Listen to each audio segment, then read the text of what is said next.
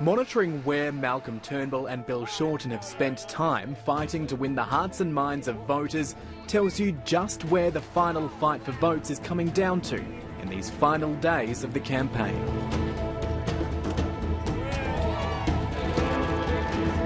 These 150 dots represent the 150 House of Representatives seats up for grabs this Saturday. And I hate to break it to you, but only about a third of the country actually matters. During this campaign, Malcolm Turnbull's visited around 50 electorates, Bill Shorten a few less, and most have been exactly the same places. If we break it down state by state, it's hardly a surprising result. When we look at these dots and turn them into columns, the higher the column is, the more time the leaders have spent in those electorates. It's clear to see that much of the attention has been on the East Coast, such as the spread of Australia's population and the number of seats up for grabs. New South Wales and Queensland getting the most face time with Mr Turnbull and Mr Shorten. Good morning. Good morning. How are you? How are you? Hey, even better looking in the flesh.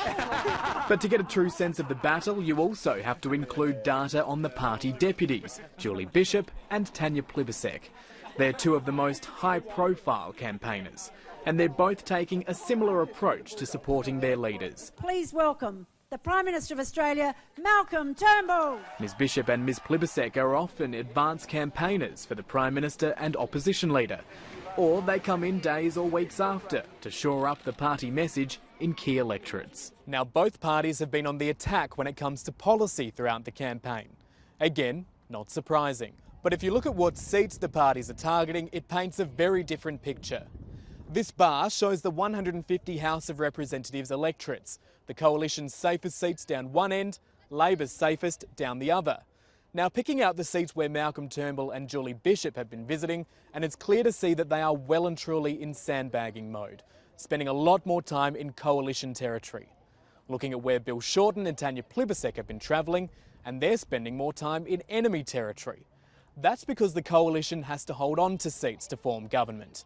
The opposition has to take them. Such an exciting event. Both parties are hitting marginal seats hard because that's where trying to win the hearts and minds of voters actually matters.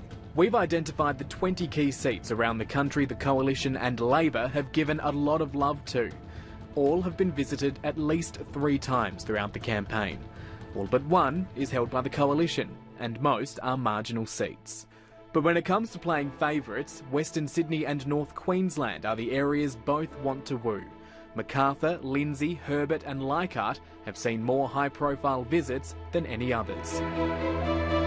Always in the red, never in the black. Okay. That's what you should tell them. Okay, good. Thanks very much.